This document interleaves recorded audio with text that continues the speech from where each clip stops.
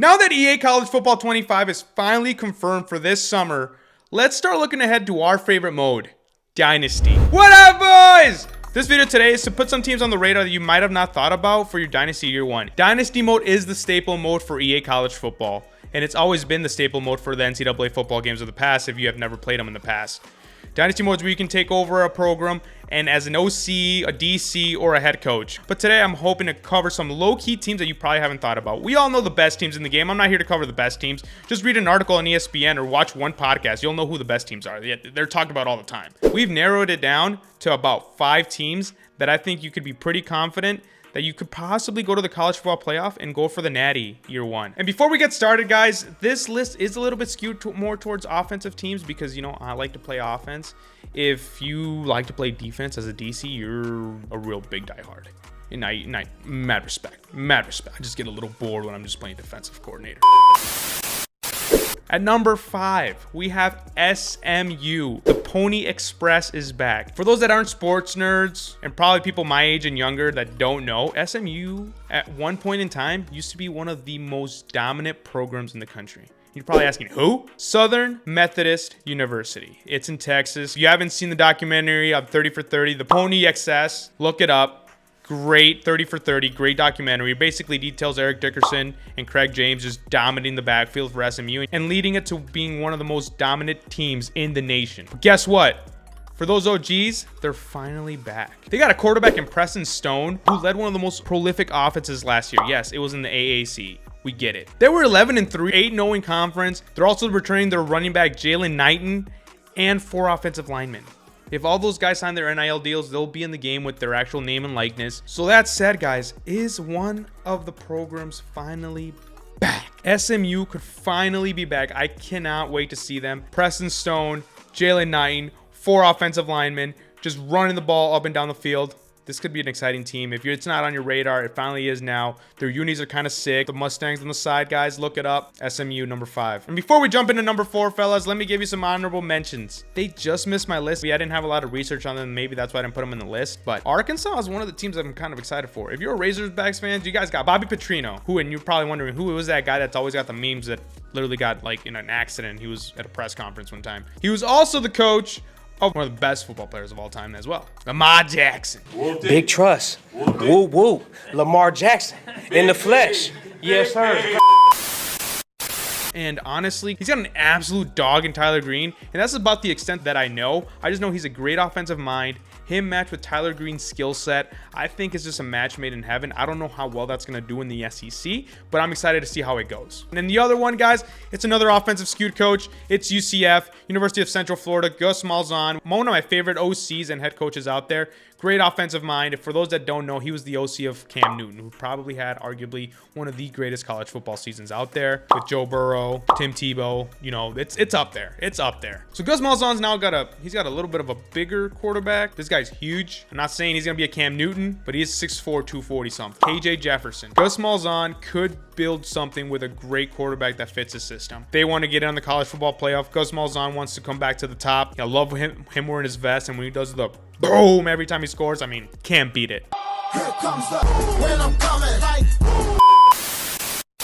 And boys, if you're enjoying the video, don't forget to like and subscribe for the channel as it helps us grow the channel. We're on the road to 10K subs before the game drops, and if we can reach that goal before July, we're definitely going to be giving away another copy of the game.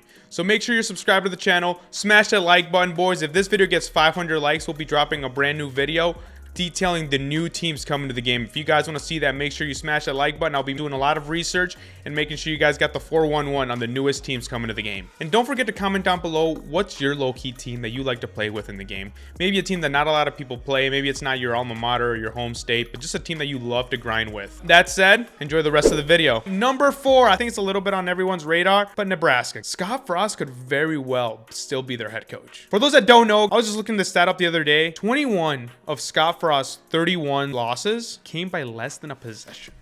That is insane to me. He could very well still be the coach of that team had the coin flipped the other way for him. I mean, this is crazy. Just one more score, one more possession, one more touchdown. He would have won 21 more games as their head coach. Matt Rule also didn't have a whole lot of luck last season. He kind of did a similar thing. You know, they were right there in a lot of games and they couldn't finish. Now, is this a program problem or is it a coaching problem? Matt Rule turned around Baylor really quick. He's been, you know, known to turn around college programs really, really quick. So full confidence in Matt Rule. But the biggest thing is that he brought in quarterbacks coach from the Pittsburgh Steelers, Glenn Thomas, to coach who? Early enrollee Dylan Raiola, who is one of the top quarterbacks in the country. Now, Dylan's dad played at Nebraska, so that skewed him going to Nebraska a lot, but this is super exciting. Guys, I'm super excited to play with Dylan Raiola. Nebraska could be a fun team to compete in the Big Ten West. And guys, the Big Ten West is going to be challenging. You got Wisconsin, you got USC, you got UCLA. UCLA is on the upbuild, I guess, but you got Oregon, and no other team is a walk in the park, dude. Iowa will come in and mess up your season just because. That team is never a walk in the park. I swear, they cannot throw a ball more than 100 yards a game, but they'll come in and just ruin someone's season. So, and even if you make it to the championship game, you're still going to be competing with an Ohio State, Michigan, Penn State. That's going to be wild. So, Nebraska should be an interesting team. Could be back to those Tom Osborne days, guys, with Scott Frost and Tommy Frazier. You never know, running the midline triple option, but that's a team that I'm super excited for. I'm excited to see what Matt Rule's playbook's going to look like. I know he had a great playbook at Baylor. He's always had an explosive offense, so this should be a fun team. Dylan Raiola, I'm curious what they're going to give their overall, but this could be a team that you could start off as an OC and then go get a low-tier job in. I love Nebraska for Dynasty Mode next season. Number 3, Iowa State. The only reason most of you know Iowa State right now is because of Brock Purdy, and that's fine. Iowa State, if you're a true college football fan in Ames, Iowa, there ain't a whole lot much else other than football. The Cyclones have one of the best coaches, in my opinion, in the country, Matt Campbell. It seems like every third year he has a really, really good season. He's returning almost his entire roster, which is crazy. He didn't have to go get a lot of guys in the portal. He just literally maintained the roster. And if that team gets better and build on what they were doing last year, they could have a really, really good team. The Big 12 is going to be kind of competitive, adding a few good teams. But I think Matt Campbell could do it. He's a smart coach. It's time for him to get his big break. It seems like every other offseason, his name gets thrown in the ring and then people forget about him. They got Rocco Beck. They're 2 wide receivers, their running back, and 4 offensive linemen all returning. And they went out and got a receiver through the portal. They are ready to go into EA College Football 25 and compete for the national championship.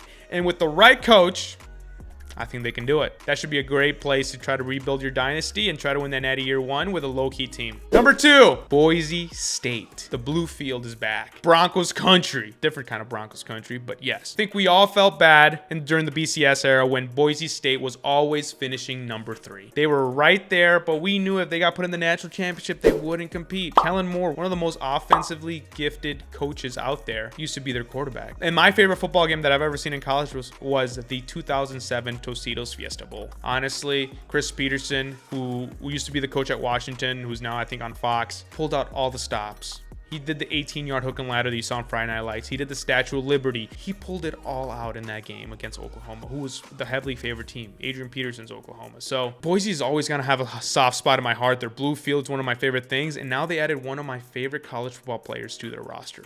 He was a USC quarterback. For those that don't know, I'm a huge USC fan. They added Malachi Nelson, who was a #1 recruit in the 2023 class. Malachi decided to transfer to Boise. Why? They only had the guy who led yards from scrimmage in 2023. Ashton Genty.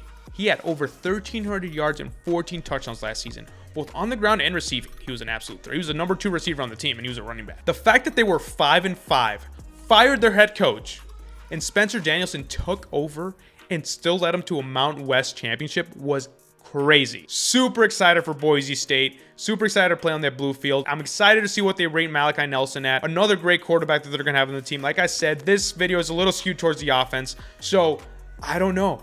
I'm super excited. I think this is one of the teams that I'm going to jump in right away and do, guys. I think you could compete for the national championship, make it a little challenging for yourself. But if you make the college football playoff, I think justice will be served for all those 2000 Boise State teams. Let's go to number 1, the North Carolina State Wolfpack. And most of you are like, what?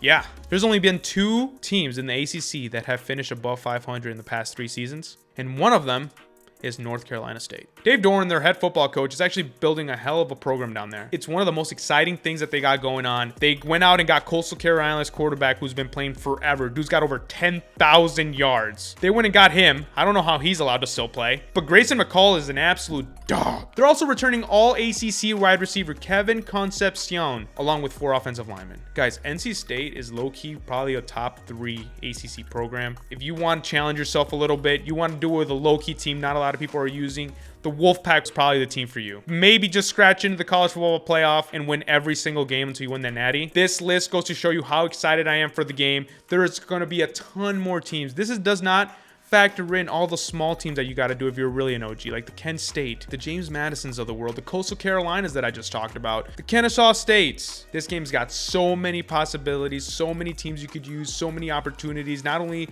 as a head coach, but even as an OC and DC, which, quantifies your options. And it's for people that are going to be playing mostly on Heisman mode. You could probably win a natty with a low tier team if you're not playing on Heisman. And if you're interested in seeing content around the new teams coming to the game, smash that like button. If this video gets over 500 likes, we'll definitely be making a video covering those teams in depth because I do not know a lot about them and I'd be curious to do the research and provide that for you guys. The only thing I know a little bit about is Appalachian State and their upsets and their amazing field in the Appalachian State Mountains. And if you have not checked out my latest video, guys, where I confirm everything coming to EA College Football, check out this link right here to see more. And remember, boys, nice guys always finish first, and God bless. Peace.